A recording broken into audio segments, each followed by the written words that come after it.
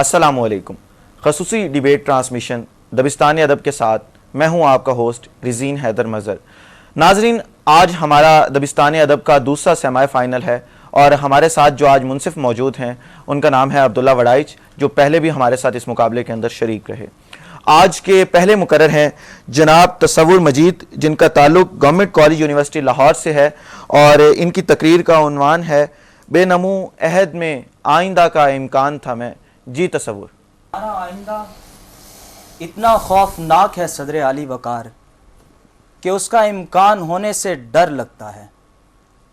قریب 200 سال پہلے جب اس خطہ زمین پر بے نمو عہد کا بیج بویا گیا تو آزادی کی فضاؤں میں پلنے والے ہمارے ذہن احساس کمتری کے نقطہ انجماد پر رک گئے.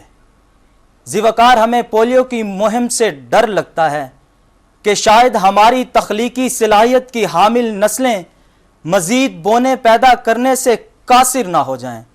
کورونا کی ویکسین سے نسل کشی کا خدشہ لاحق ہے کہ جیسے یوں تو ہم نے علم و فن کی کئی چوٹیاں سر کی ہوں اور یہ مغرب سے آئی ہوئی دوائیاں ہماری راہ میں حائل نہ ہو جائیں. صدر عالی وقار، ہم نہیں جانتے کہ جن کی منزل ہزاروں کوس دور ہو وہ پاؤں کے چھالے گن کر نہیں سویا کرتے. یہ تنزلی کی راتیں تمام عمر ہمارا سینہ ڈستی ہیں اور خوف کے سانپ ہمارے ذہن کی سیڑھیوں پر رینگتے رہتے ہیں. صدر عالی وقار، بے حسی کا عالم تو دیکھیے کہ ہم نے اپنی گلیوں اور بازاروں سے معصوم بچیوں کو اپنے کندھوں پر اٹھایا اور پھر خدا کی امان کہ جن کھیت کھلیانوں سے ان کی لاشیں ملتی رہیں، اگر ان زمینوں کے بس میں ہوتا تو وہ زندہ دفن کر دیتی. کہ اس بے نمو عہد میں آئندہ کا امکان صرف موت ہے.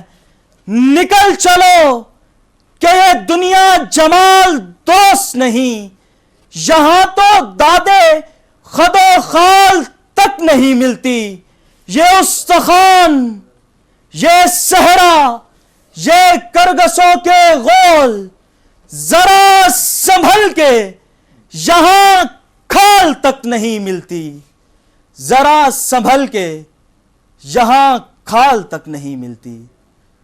ہمارے سیاستدان گھر کے لوگوں کو بے وقوف بنا کر سمجھتے ہیں کہ شاید ان کی کلا ذرا اور اونچی ہو گئی ہے.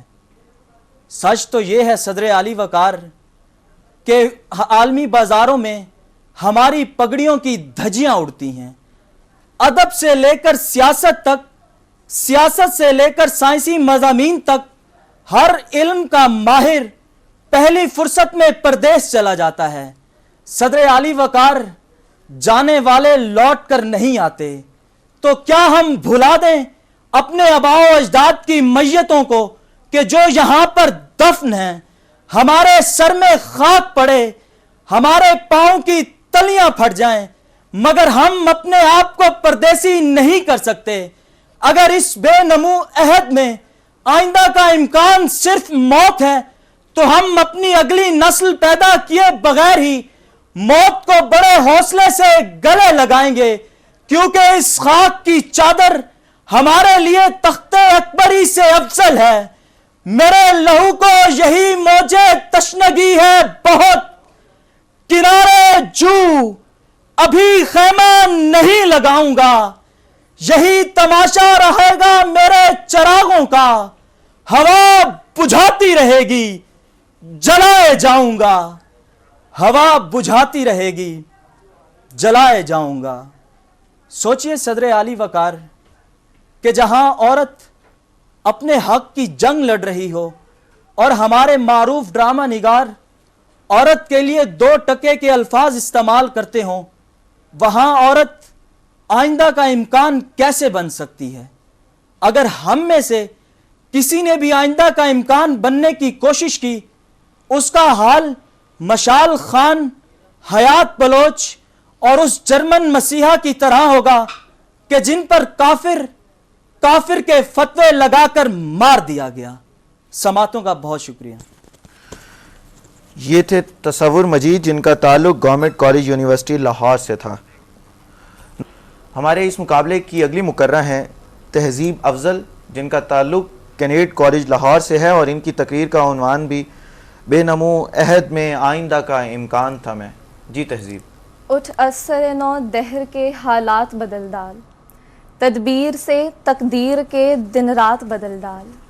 عالم رنگ و بو کی تاریخ کا مشاہدہ ہم پر یہ انکشاف کرتا ہے کہ کسی قوم کے زوال کا یہ سبب ہوتا ہے کہ اس کے افراد لذت ذوق و شوق سے عاری ہو جائیں، ان کے ارادے متاع جوش و خروش سے بیگانہ، ان کے دل سوزش پروانہ میں سلگنے کی بجائے راحت دنیاوی کی آغوش میں سرد پڑ جائیں، اور ان کی روحیں اپنے مقاصد کے گرد دیوانہ وار رقص کے تحرک سے محروم ہو جائیں، تو پھر عالی وقار اس بے رنگی میں کسی فرزانہ دیوانے کو نعرہ بغاوت بلند کرنا ہوتا ہے، علم انقلاب لہرانا ہوتا ہے، اور صدائے احتجاج ہر سو پھیل جاتی ہے، گو کہ موجود و میسر سے گریزان تھا میں، بے نمو عہد میں آئندہ کا امکان تھا میں، بے نمو عہد میں آئندہ کا امکان تھا میں۔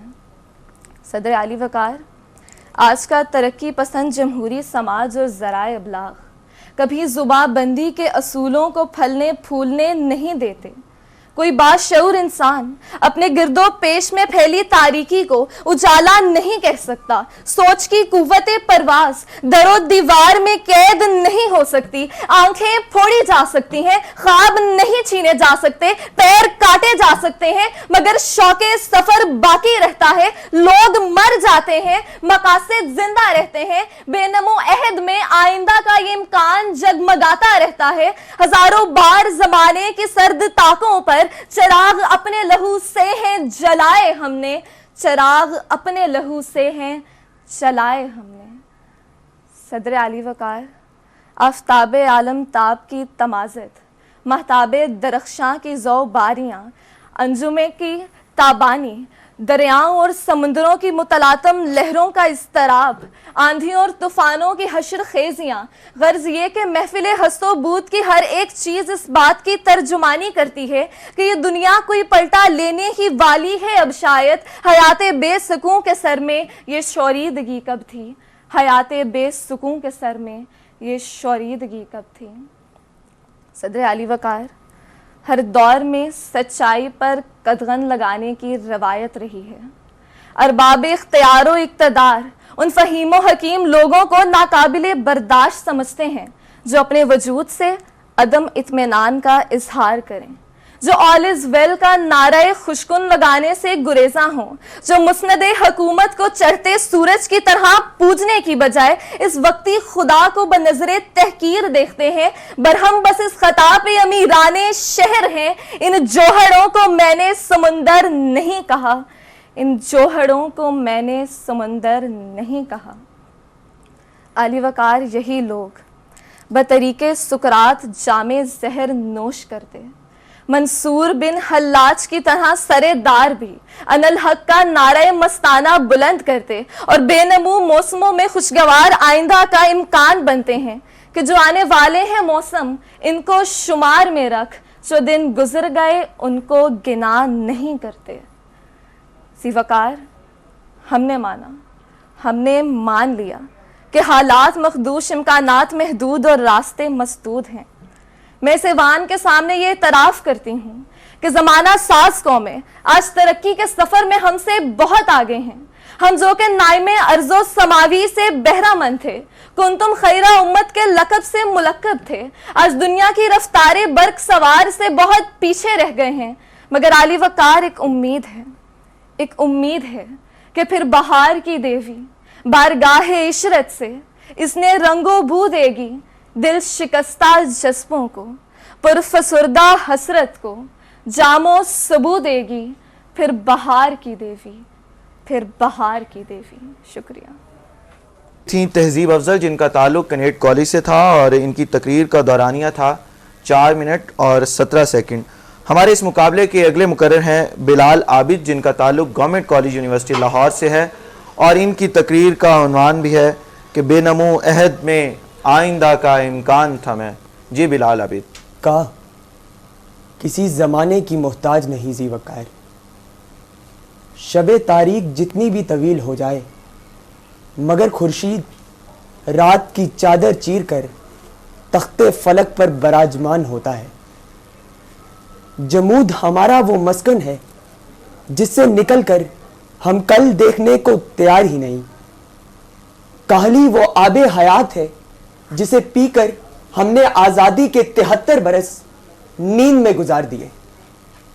اگر نور کی ایک رمق ہماری آنکھوں کو چھو کر گزر بھی جائے تو ہم اپنے پپوٹوں کو دبا لیتے ہیں کہ کہیں اس سرکش رقاصہ کا لمحے بھر کا دیدار ہمارے جذبہ ایمانی کو گھائل نہ کر دے. تو ذی وقار آخر کب تک ہم غوری و غزنوی کی عظیم الشان داستانیں سن سن کر خوش ہوتے رہیں گے جبکہ ہماری عملی حالت ایک فالج زدہ مریض کی سی ہے.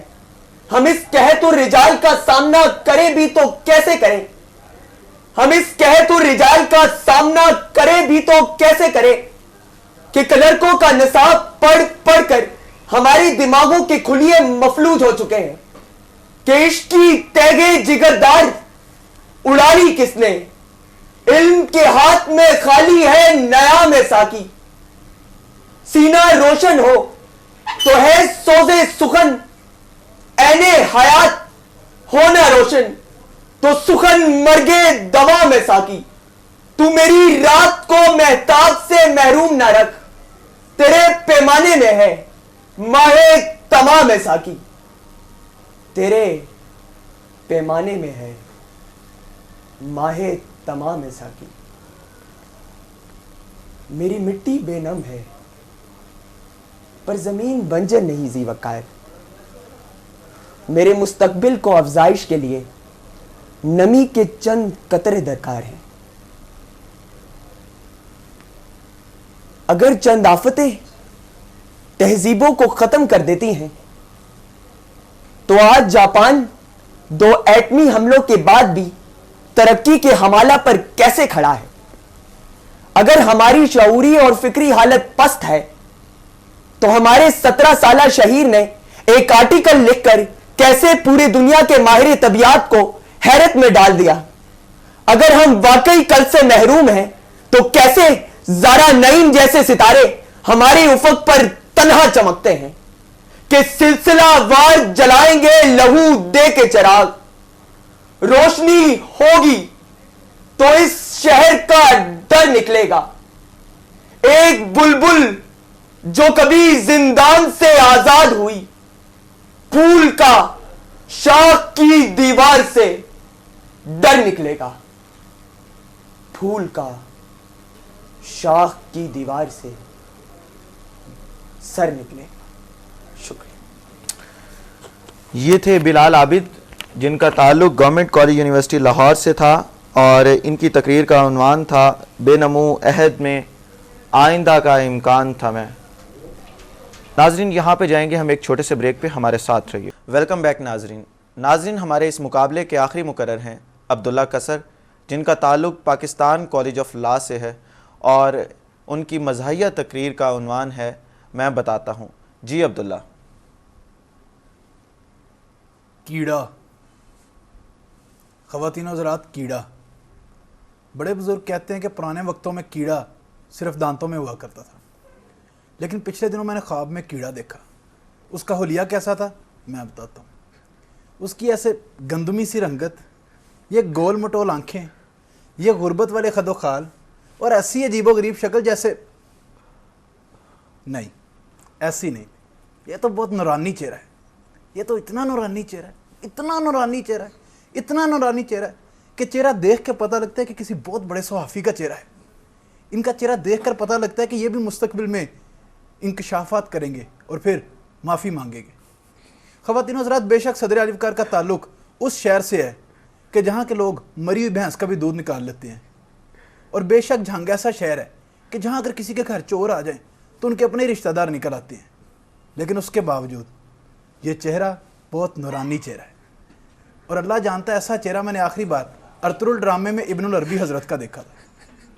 خیر خواتین و حضرات، اس کیڑے نے مجھے خواب میں کہا، اس نے مجھے خواب میں آیا اور مجھے کہا کہ جا میں تجھے بد دعا دیتا ہوں کہ تیری کسی انتہائی ملنسار لڑکی سے پالا پڑے. اور یہ بالکل سچ ہو گیا. کیسے؟ میں بتاتا ہوں. خواتین و حضرات، کچھ عرصہ بعد مجھے ایک لڑکی سے محبت ہو گئی. میں ویلنٹائنس ڈے پر اس کے گھر چلا گیا. میں اس کے سامنے صوفے پر بیٹھ کر اس سے پوچھا کیسی ہو؟ وہ بولی میری طبیعت خراب ہے. خواتین و حضرات، میں نے فٹ سے موقع دیکھا اور موقع پر چوکا مارا اور بولا آپ کو نظر لگ گئی ہے. اور اس بات پر بھی جب میری 3 من کی یک طرفہ موٹی محبوبہ نے میری ہاں ملا دی تو ایک بار تو میرا محبت سے اعتبار ہی اٹھ گیا. لیکن میں ڈٹا رہا. میں نے فٹ سے گھٹنے کے بل بیٹھ کر پھول نکال کر اسے پیش کیا. وہ غصے میں پیلی کالی ہو کر بولی یہ کیا ہے؟ میں نے کہا محبت خریدنے آیا ہوں. لیکن خواتین و حضرات اس کا بیچنے کا ارادہ نہیں تھا. اس نے فٹ سے اپنا 2.5 کلو کا ہاتھ ہوا میں بلند کیا اور کھینچ کر میرے نازک رخسار پر دے مارا. اس رات اپن 2 بجے تک پیا اور صبح ہونے تک چاٹی سے ساری لسی ختم کر ڈالی. اور خواتین و حضرات، اس واقعے سے میں اس قدر دل برداشتہ ہوں کہ بھری جوانی میں میرا حال اور حلیہ ایسا نہیں رہا کہ کسی عورت کے ایمان میں خلل واقع ہو. اور سادگی کا یہ عالم ہے کہ اب تو مجھے سب لڑکیاں ایک جیسی لگتی ہیں، مطلب اچھی لگتی ہیں. خواتین و حضرات، میں اس واقعے سے اس قدر دل برداشتہ ہوا کہ میں سوچا میں کسی نیک شریف خاتون سے شادی کروں گا. اس لیے کچھ عرصہ بعد میں نے اپنے والدین کی مرضی سے ایک نیک شریف خاتون سے شادی کر لی. معاملہ تو سہاگرات کا ہے، لیکن میں بتاتا ہوں. صدر اعلی وقار سہاگرات کو میں اپنی بیوی کے پاس گیا. میں نے اس کا گھونگھٹ اٹھایا. میں نے اس سے سوال پوچھا تم مجھ سے کتنی محبت کرتی ہو؟ اس نے کہا اتنی جتنی سٹار ایشیا نیوز کی انتظامیہ رزین حیدر سے کرتی ہے. میں نے سوچا کہ اس قدر صاف کو لڑکی ہے، میں اسے زندگی میں کبھی جھوٹ نہیں بولوں گا. میں نے اسے بتایا کہ میرا شادی سے پہلے 20 لڑکیوں کے ساتھ چکر رہا ہے. اس پر وہ ذرا شرما کے بولی مجھے تو پہلے ہی پتا تھا جب ہمارے ستارے ملتے ہیں تو کرتوت بھی تو ملتے ہی ہوں گے نا. صدر اعلی وقار، میں اس قدر دل برداشتہ ہوا کہ میں سوچا کہ میں اپنے بزرگوں کے نقشے قدم پر چلتا ہوں. اپنے خاندان کا قصہ کوئی نہیں بتاتا، لیکن میں بتاتا ہوں. میرے نانا بہت نیک آدمی تھے. انہوں نے الحمدللہ 7 قتل کیے اور 7 ہی حج بھی کیے. 8واں قتل اس لیے نہیں کیا، کہتے ہیں میں بوڑھا ہو گیا ہوں، میرے میں مزید قتل کرنے کی ہمت نہیں رہی. صدر اعلی وقار، میں اپنے نانا جی کے نقش قدم پر چلتے ہوئے نیک آدمی بن گیا. اب تو میں اس قدر نیک ہو گیا ہوں کہ جوتا پسند کرنے کے لیے بھی مسجد کا رخ کرتا ہوں. ایک دن میں مسجد میں نیا جوتا لینے گیا تو وہاں میں نے دیکھا کہ میرا ایک دوست پہلے سے ہی جوتوں کی لمبی قطار کا بغور معائنہ کر رہا ہے. میں سمجھ گیا کہ یہ بھی میرے محکمے میں افسر لگ گیا. ہم دونوں نے وہاں سے مل کے چپلیں چرانے کا فیصلہ کیا. ابھی وہاں سے ہم نے 2 چپلیں چرائی تھی کہ مولوی صاحب کی ہمارے پہ نظر پڑ گئی. انہوں نے شور مچا کر سب کو اکٹھا کر لیا اور کہا کہ جوتے چوری کرتے ہیں ان کی ٹینڈ کر دی جائے. ہم نے بہت ہاتھ جوڑے کہ ایک جوڑا واپس رکھ لیں، فوجی کٹنگ کر دیں.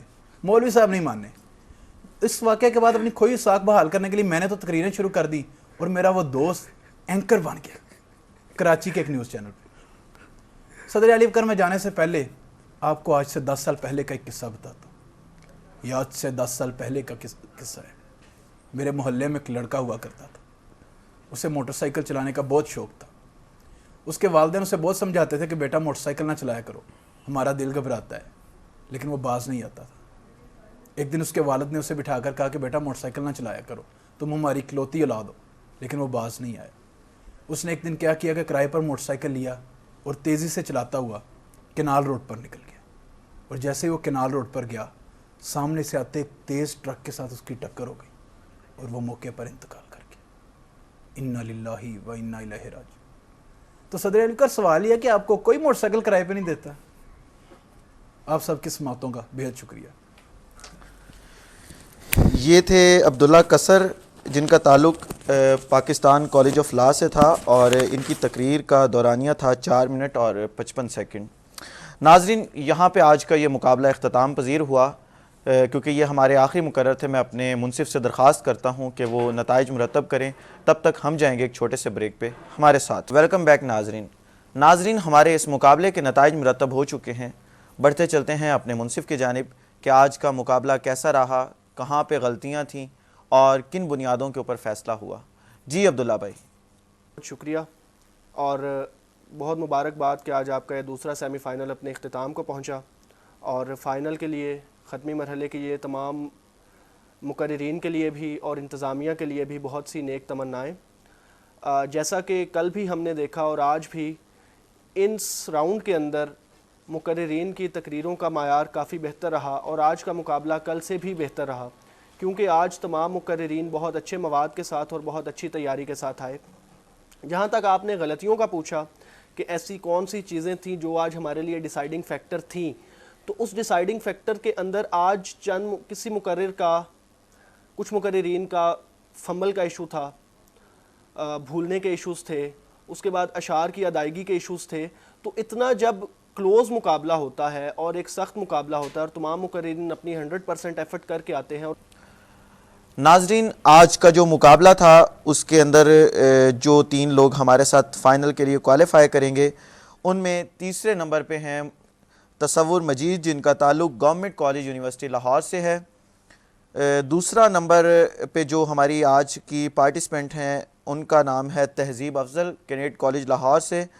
اور پہلے نمبر پر ہیں عبداللہ قصر، جن کا تعلق پاکستان کالج آف لا سے ہے. ناظرین، یہ آج کا مقابلہ تھا اور یہ 3 لوگ جو ہیں وہ ہمارے ساتھ فائنل میں اب بولیں گے. یہ مقابلہ بیسٹ آف لک ان تمام مقررین کے لیے. عبداللہ بھائی، آپ کا بہت شکریہ، آپ نے وقت نکالا آج دوبارہ اور یہاں پہ تشریف لائے. ناظرین، فائنل میں ملاقات ہوگی آپ کے ساتھ. کل ہمارا انگلش کا پہلا فائنل ہے اور سنڈے کو اردو کا فائنل ہوگا ہمارا اس مقابلے کا. تب تک کے لیے مجھے دیجیے اجازت. اللہ حافظ. پاکستان زندہ باد.